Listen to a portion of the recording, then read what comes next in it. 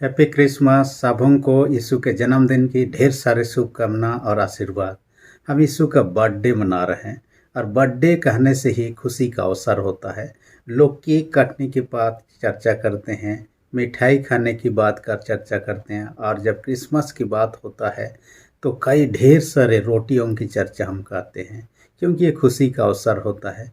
और खुशी मनाने की प्रथा ये पहली बार नहीं है, पारंपरिक रूप से बहुत साल से चलते आ रहा है। नए नियम काल में हम देखने पाते हैं हेरोद राजा को जन्मदिन मनाते हुए डांस पार्टी का आयोजन करते हुए देखने पाते हैं। पुराना नियम काल में हम देखने पाते हैं फिरौन राजा को अपने कर्मचारियों के साथ में वह बर्थडे मनाता है। और ये बर्थडे का सेलिब्रेशन बहुत पुराना है, जो भी है, परंतु हम लोग यीशु राजा का, जो दुनिया का राजा बनकर आया, दुनिया को शांति देने के लिए, आनंद देने के लिए, उद्धार देने के लिए, छुटकारा देने के लिए आया, उसका बर्थडे हम मना रहे हैं। चाहे दुनिया के किसी भी कोने में कौन हो, सारे कोई खुश हैं अपने अपने जगह पर, अपने अपने हिसाब से, परंतु कोई विश्वास के कारण से, कोई ना विश्वास। हम बैतलहम की बात चर्चा करते हैं, जहाँ यीशु मसीह जन्म लिया। हम राह काल का संदेश में ही देख चुके हैं कि यूसुफ मरियम नाम लिखाने के लिए बैतलहम को आते हैं, क्योंकि उनका पैतृक गांव था। उनको गौशाला में जगह मिलता है जहां पर यीशु का जन्म होता है, और ये लोग चरनी में यीशु को लिटा देते हैं, जहां पर गडरिये लोग आते हैं जिनको स्वर्गदूतों ने दर्शन दिया था यीशु जन्म देने के विषय में, और ये लोग आकर उसका दर्शन देते हैं। दर्शन लेने के बाद में लोग वापस जाते हैं। कुछ समय के बाद में हम देखने पाते हैं ज्योतिषी लोग भी आते हैं, सोना लोबन गंधरा से ये लोग उनको अर्पण करते हैं, धन्यवाद करते हैं, उपासना करते हैं, फिर अपने जगह लौट जाते हैं। जो भी हो, यीशु मसीह का जो बैतलहम में जन्मा, वहाँ हम जब आकलन करेंगे कई प्रकार के लोग वहाँ थे, परंतु उनको 3 भाग में भाग कर सकते हैं। पहला प्रकार के लोग वो लोग थे जो यीशु मसीह का जन्म होने का इंतजार कर रहे थे। उनमें से यूसुफ मरियम थे। उनको पता था एक न एक दिन तो जन्म लेना है। कौन जन्म लेगा उनको जो भी जैसे भी पता था, क्योंकि स्वर्गदूतों के द्वारा उनको अगुवाई मिल चुका था। इसलिए एक न एक दिन तो दुनिया में आने वाला है, उस दिन का इंतजार कर रहे थे। हालांकि ऐसे कठिन परिस्थिति में जब उनको नाम लिखाने के लिए 100 किलोमीटर से ज़्यादा यात्रा करना हुआ, ये नहीं सोचे थे, परंतु ऐसा सिचुएशन भी आया। जो भी हो, परंतु ये लोग इंतजार कर रहे थे।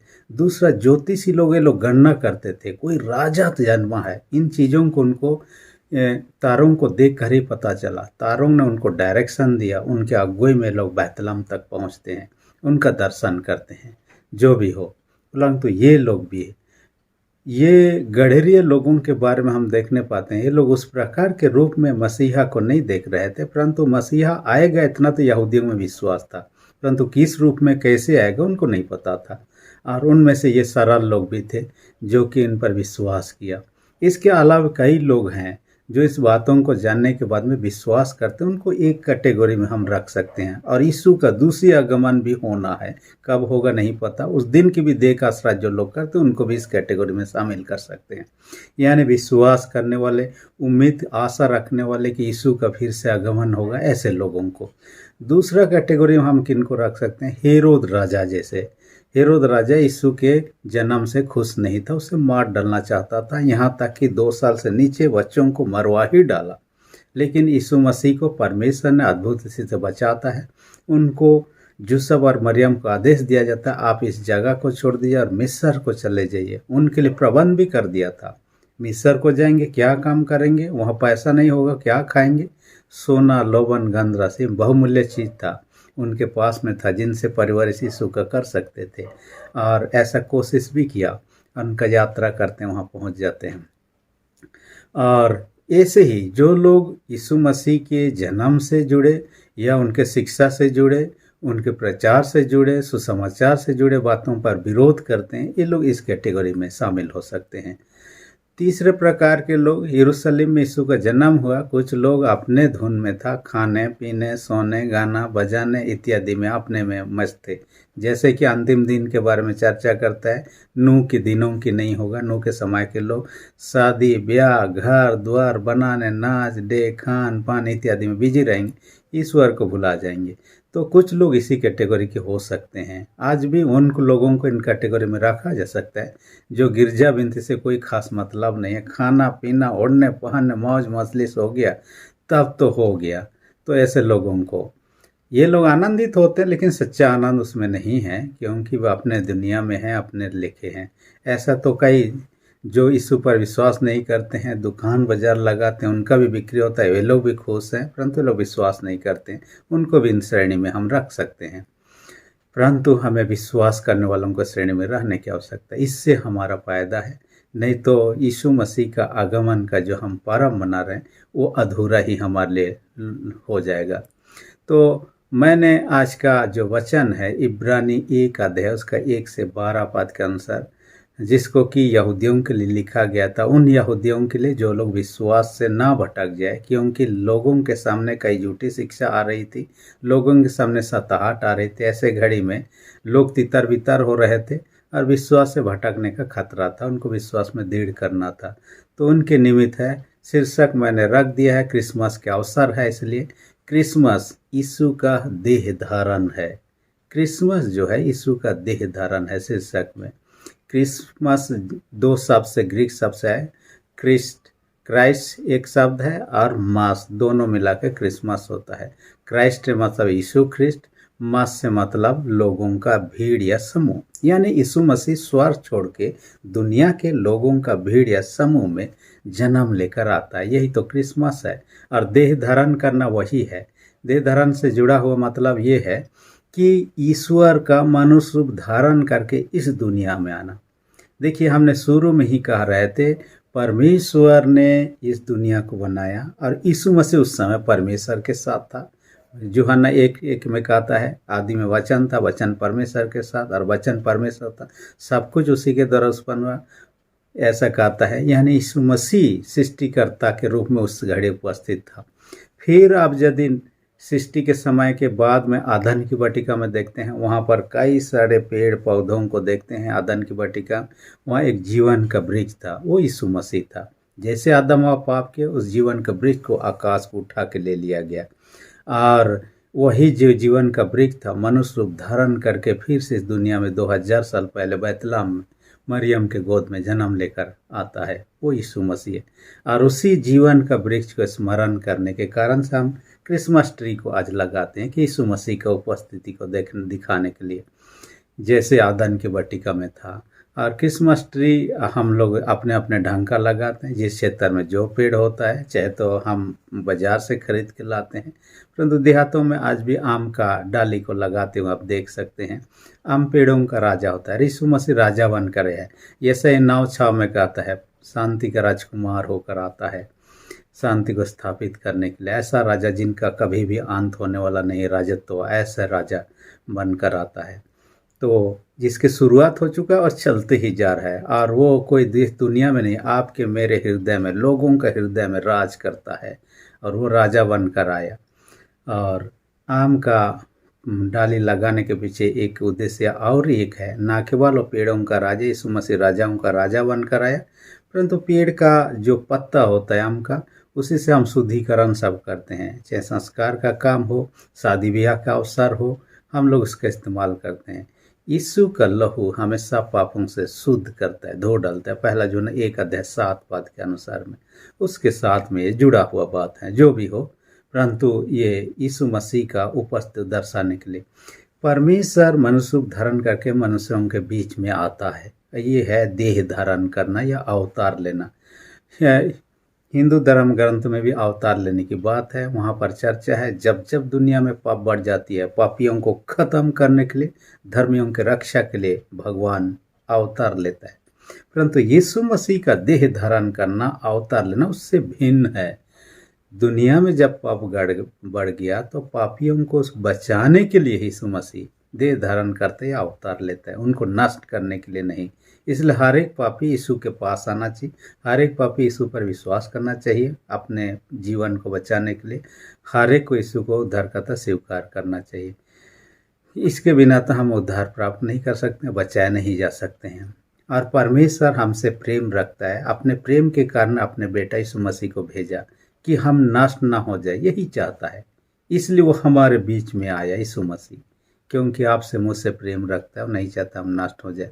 बीते दिन मैं एक घटना के बारे में पढ़ रहा था।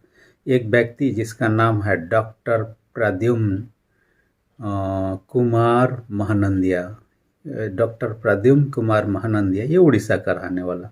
पढ़ने के बाद मैं दिल्ली चला गया। वो स्केच बनाता था, लोगों को देखकर 5-10 मिनट में उनका पूरा चित्र बना लेता था और इसी से कमा लेता था। एक बार क्या हुआ, एक विदेश ऑस्ट्रेलिया स्वीडन से एक लेडीज आई थी और 20-22 दिन के लिए वो वीज़ा लेकर आई थी घूमने के लिए। जब उन्होंने देखा कि स्केच बना दे रहा है तुरंत ही, और उन्होंने कहा मेरा भी बना दीजिए। उनका बनाया, लेकिन उनको पसंद नहीं आया। जो डॉक्टर प्रद्युम्न था उसको कहा कि कल आइए मैं बना लूँगा फिर से अच्छा से। दूसरा दिन आई, उस दिन भी बनाया। उन्होंने कहा आज भी मेरे को संतुष्ट नहीं लगे, कल और आइए। तीसरा दिन, और तीसरा दिन उनको कहता है, तीसरा दिन आता है, उनको बनाता, अच्छा लगता है। इनके बीच में 2-3 दिन का मुलाकात में परिचय बढ़ जाता है और इसमें उनके अपने माँ का जो भविष्यवाणी था याद आने लगता है। असल में डॉक्टर प्रद्युम्न की माँ एक बार दर्शन में या स्वप्न में देखी थी, मेरा बेटा का विवाह एक विदेशी लड़की के साथ में हो रहा है और वे लोग विदेश में जाकर बस रहे हैं। जब उनके माँ बहुत पहले उनको बताए थे, इन बातों को सोचा कहीं ये वो लड़की तो नहीं है। यीशु मसीह के बारे में ऐसा ही 4000 साल पहले से नबियों के द्वारा कहा जाते आ रहा था। अब देखिएगा उत्पत्ति 3:15 में यीशु के बारे में वहाँ पर भविष्यवाणी किया गया था, तेरे सिर को कुचाल डालेगा। मनुष्य का पुत्र क्या कर डालेगा, तेरे सिर को कुचाल डालेगा। ये शैतान के विषय में कहा गया। ये शैतान के ताकतों को यीशु मसीह नष्ट करेगा, उसके बारे में। यशायाह में हम देखते हैं कुंवारी गर्भवती होगी, यशायाह 7:14 में देखते हैं। यशायाह में और देखने पाते हैं 53 में देखने पाते हैं यीशु मसीह कैसे दुख उठाएगा। मिक्का में देखने पाते हैं 5:2 में पाते हैं कि बैतलहम में जन्म लेगा। कई सारी जगह यीशु मसीह के बारे में भविष्यवाणी किया गया था, वो ऐसा ही होने लगा। इस व्यक्ति को भी उसी प्रकार का भविष्यवाणी उसके माँ ने किया था, वो पूरा कहीं ना हो जाए। जानकर हासिल किया कि लड़की तो यहाँ की है, कुछ दिन के लिए आई है। उनसे दोस्ती जब बढ़ जाता है, वो उड़ीसा उनको बुलाता है और अपने घर परिवार से मिलाता है। बाद में एक दूसरे से लोग प्यार करने लगते हैं और विवाह करने लगते हैं। जब अपने देश को उनका समय पूरा हुआ, वापस चले गए। ये व्यक्ति जिनसे प्यार करता था, उनके साथ रहना चाहता था। उन्होंने क्या किया, साइकिल, जो सेकेंड हैंड साइकिल उनके साथ था, साइकिल उठाकर साइकिल से ही चलाते हुए पाकिस्तान गया, अफगानिस्तान गया, ईरान गया, वहाँ से होते साइकिल से स्वीडन पहुँच गया। अपने उस प्रेमिका से जिसे वह प्यार करता था पहुँचा, विवाह का बंधन से बंध कर ये लोग वैवाहिक जीवन व्यतीत। अब वो एक अच्छा टिप्स है। विश्व भर में कई देशों में अपना आर्ट को लोगों के सामने प्रकट किया है और इस कारण से कई विशेष पदों भी अवस्थापित है अभी। इसलिए डॉक्टर की डिग्री भी उनको मिल चुका है। जो भी हो, परंतु वो प्यार करता था, इसलिए साइकिल के सही एरोप्लेन से नहीं, कोई दूसरा चीज़ से नहीं, वहाँ तक पहुँचा जहाँ उसके जिसे वह प्यार करता था वो थी। वैसे ही परमेश्वर हम सबों से प्यार करता है, इसलिए हम सबों के बीच में यीशु मसीह मनुष्य रूप धारण करके आता है और हम सबों को बचाने का काम को पूरा करता है क्रूस के ऊपर में। दूसरी विशेष बात इस वचन में देखने पाते हैं, यीशु सबसे श्रेष्ठ और सबका वारिस है। दो बातों को कहता है, सबसे श्रेष्ठ भी है और सबका वारिस है। दुनिया में जो कुछ है उनके अधीन में है। स्वर्ग और पृथ्वी का सारा अधिकार मुझे दिया गया, यीशु मसीह स्वयं अपने मुंह से कहा है। और सबसे श्रेष्ठ इस बात में कि स्वर्गदूतों से बढ़कर, मनुष्यों से बढ़कर, दूसरों से बढ़कर है। हम ऐसा न सोचे कि दूसरों के समान है, सबसे बढ़कर है। देखिए, जितना भी मनुष्य है संसार में, हर एक कोई पापी है। हर दिन हम या तो हमारे जीवन से पाप होते रहता है। यीशु ऐसा व्यक्ति था जो निष्पाप था, यह श्रेष्ठ ही है। दूसरी विशेष बात, यीशु राजा बनकर आया। दूसरों का राज मार गया तो खत्म हो गया, यीशु का राज शुरू हुआ, चलते जा रहा है, चलते जा रहा है और अनंत काल तक चलने वाला है। तीसरा, भविष्यवक्ता के रूप में, और लोगों का भविष्यवाणी कितना पूरा हो हम नहीं जान रहे हैं और कुछ दिन के लिए है, परंतु यीशु मसीह का भविष्यवाणी अक्षरशः जो कुछ कहा गया वैसे ही पूरा होते जा रहा है। भविष्य के बारे में वैसे ही कहा गया, वो भी पूरा होने वाला है। चौथा, हम देखने पाते हैं महायाजक के रूप में। दूसरे महायाजक हर समय बलि चढ़ाते थे, हर साल चढ़ाते थे, हर दिन चढ़ाते थे, लेकिन तब यीशु मसीह ऐसा महाजाजक एक ही बलि चढ़ाया, भेड़ को नहीं स्वयं को ही बलि चढ़ाया परफेक्टली, और दूसरा बलिदान बाकी ही नहीं। यानी सब में श्रेष्ठ हम देखने पाते हैं। साथ ही देखने पाते हैं सबका वारिस वो है, माने सबका मालिक वो है। मालिक है तो अपने चीज़ों की चिंता हम करते हैं। अपना यदि नया गाड़ी हो, कोई व्यक्ति कुछ ठोक दिया, कुछ स्क्रैच लग गया, हमें चिंता लगने लगता है उसके बारे में। वैसे यीशु मसीह जब यरूशलेम अंतिम बार जाता है, देखता है यरूशलेम का हालात को देखकर रोने लगता है, क्योंकि जानता था ये परमेश्वर का मंदिर है, क्योंकि कलीसिया की स्थापना यीशु मसीह ने किया था और जिस पर मंदिर में उपासना किया जाता था। तो उसको देखकर उनके आंखों से आंसू निकालते हैं। आज यदि यीशु मसीह उन मंदिरों की चर्चा छोड़िए, तुम्हारा शरीर परमेश्वर का मंदिर है, क्या हमारा शरीर डाकुओं का खो तो नहीं है? जैसे यीशु मसीह उस दिन यरूशलेम के लिए विलाप किया था, कहीं आपका मेरा जीवन को देखकर तो विलाप करने की स्थिति में तो नहीं है। ऐसा है तो आज ही सुधारें, डाकुओं को खो से हम लोग परमेश्वर का निवास स्थान बनाए, क्योंकि पहला कोरिन्थी 3:16 पर तुम्हारा शरीर परमेश्वर का मंदिर है कहता है। परमेश्वर का आत्मा यहाँ वास करता है, इसलिए आज उसे अपने मन हृदय की चरनी में यीशु मसीह को निमंत्रित करे, शरण दे, ताकि वह वहाँ सो सके, रह सके और हमारा जीवन आनंदमय, खुशीमय, शांतिमय जीवन होने पाए। तो मैं पढ़ रहा था, एक आइलैंड है ऑस्ट्रेलिया में और द्वीप है, उस द्वीप का नाम है क्रिसमस आइलैंड है। ये क्रिसमस का सीजन में वहाँ केकड़े निकालते हैं, क्रैब निकालते हैं और लाल लाल होते हैं, और जंगल से लाखों लाख निकालते हैं, और जब निकालते हैं पूरा रोड में छा जाते हैं, और जब चलाने वाले होते हैं उनको रौंदते हुए आगे बढ़ते आते हैं। इसलिए सरकार ने देखा हर साल क्रिसमस के सीजन में ही ये लोग निकलते हैं, और ये लोग समुद्र में जाते हैं, अंडा देते हैं, कुछ दिन रहने के बाद फिर वापस जंगल में आकर चले जाते हैं। इसी जाने आने के क्रम में कई केकड़े मारे जाते हैं, क्योंकि रोड से होकर पार होना। इसलिए सरकार ने क्या किया, उनके लिए जगह जगह पर ब्रिज बना दिया। उनको सीधा ऐसा ना जाना पड़े, इनको घूमते हुए ब्रिज के ऊपर से पार हो। वो ब्रिज लोगों के लिए नहीं बनाया गया, वो केकड़ों के लिए ज़्यादातर बनाया गया, क्योंकि जंगल में कौन उतना आना जाना करता है, जंगल से समुद्र तक जाना तो ज़्यादातर वही लोग इस्तेमाल करते हैं। और इनके लिए ब्रिज बनाने के द्वारा लोग समुद्र तक जाते हैं, वहाँ से आने के क्रम ब्रिज होते हुए फिर से जंगल में घुस जाते हैं।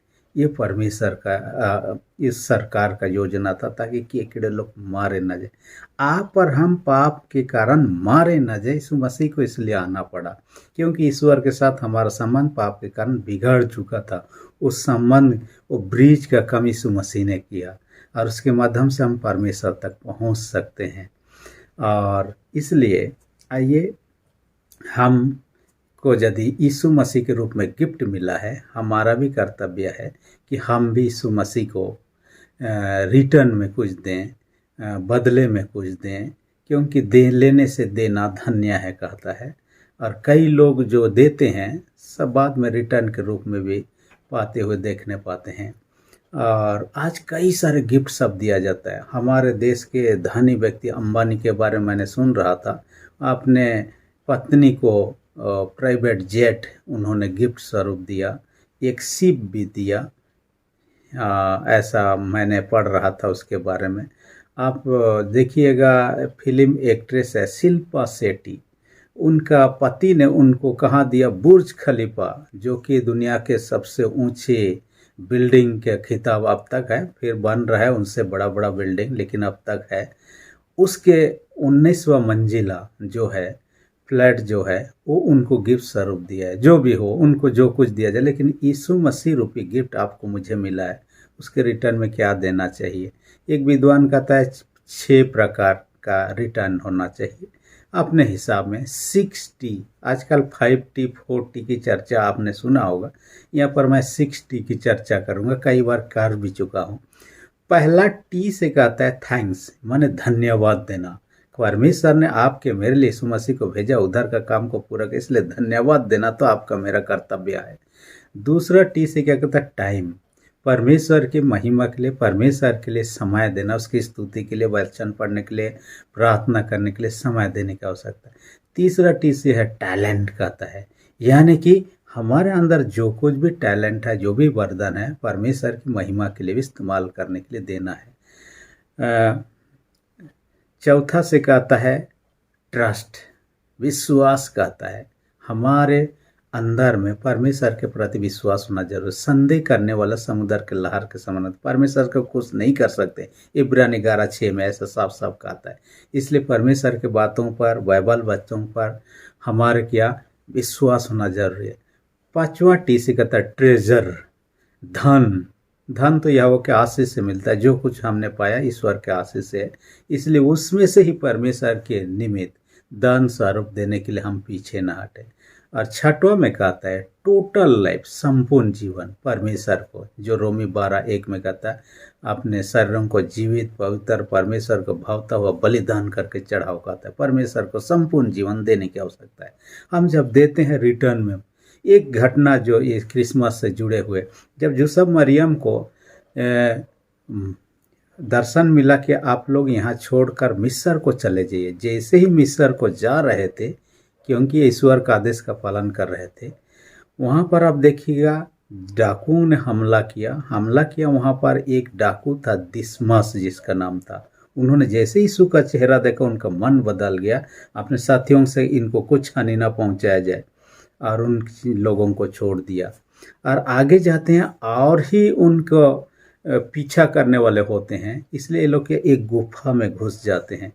गुफा में घुस जाने के बाद में जब गुफा के अंदर में थे, कहीं गुफा में ना आ जाए, तब उनका देखते देखते क्या होता है, एक माकड़ा जो स्पाइडर होता है, वो ऐसे जाल बना लेता है कि गुफा का जो दरवाज़ा होता है ये मकड़ी जाल से भर देता है। बाहर से जब देखते हैं, अंदर का गुफा ठीक से दिखाई नहीं देता, और जबकि मकड़ी जाल वहाँ पर है, कोई अंदर होने के सवाल नहीं उठता है। इसलिए हेरोद राजा जब बच्चों को मारने के लिए लोगों को इंस्ट्रक्शन दिया था, ये लोग उनका पीछा करते वहाँ भी आए हुए थे, लेकिन उस गुफा में नहीं सोचे कि यहाँ पर ये लोग होंगे, नहीं घुसे और ये लोग बच जाते हैं। हम देखने पाते हैं यीशु मसीह जब क्रूस काट के ऊपर में था, दाहिने तरफ में एक डाकू था जिन्होंने यीशु से कहा, हे प्रभु मुझ पर दया कीजिए जब तो अपने राज में आएगा। और उससे कहता आज ही तू मेरे संग स्वर्गलोक में होगा। स्वर्ग की प्रतिज्ञा जिसे करता, यही दिसमस था जो यूसुफ मरियम यीशु बालक को लेकर मिस्र में जा रहे थे। वहाँ डाकुओं ने हमला किया था, वहाँ इसी ने यीशु उनके परिवार को रक्षा किया था। और उसका प्रतिफल देखिए क्रूस के ऊपर में कितने साल के बाद में फिर से एक जगह यीशु के साथ में। उस पहली मुलाकात में यीशु मसीह छोटा बालक था, यहाँ पर बड़ा हो चुका है, क्रूस काट में दुख सहा रहा है। लेकिन उस डाकू व्यक्ति के लिए उन्होंने अनुग्रह किया, उसी दिन स्वर्ग की प्रतिज्ञा कर दिया।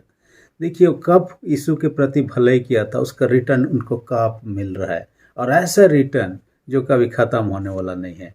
आप ऐसा मत सोचिए मैं ये भला कर रहा हूँ, कौन देख रहा है, कौन हिसाब रख रहा है, किसी ने तारीफ नहीं किया, प्रश्न एक व्यक्ति है, ईश्वर जानता है आपके मेरे भलाई के कामों को। इसलिए जबकि गिफ्ट ईश्वर ने आपको मुझे दिया, हमें भी दूसरों को गिफ्ट देना चाहिए। हो सकता है एक मुस्कान ही सही, हो सकता है छोटा सा अच्छे शब्द के द्वारा, बातों के द्वारा ही सही, हो सकता है उनको एक छोटा सा आशीर्वाद ही, प्रोत्साहन ही सही। बड़े चीज़ हम दें ना दें, परंतु जिनको जो सक्षम है वो कर सकते हैं, और प्रभु के लिए भी देना सीखें ताकि प्रभु से हमें अधिक आशीष मिले। परमेश्वर आज के वचन के द्वारा सबों को अधिक से क्रिसमस का ढेर सारे शुभकामना आशीर्वाद। आमीन। हम प्रार्थना करें। सेनाओं के जीत पिता धन्यवाद देते हैं, यीशु मसीह का जन्मदिन का आशीष हर एक को प्रदान कर, हर एक सुनने वाले छोटे बड़े सबों को अपने स्वर्गीय आशीष से भर दे। जो बीमार उनके प्रति दया दृष्टि कर, यीशु के सामर्थ्य नाम से उनको चंगाई दे। जिनका विश्वास कमजोर, उनके विश्वास को दृढ़ मजबूत कर। प्रार्थना यीशु के नाम से मांगते हैं, आमीन। यदि अब तक मेरे चैनल को सब्सक्राइब नहीं किया है तो रेड बटन को प्रेस करके सब्सक्राइब कर दीजिए, और अच्छा लगे तो लाइक बटन को भी दबा कर लाइक कर दीजिए। धन्यवाद।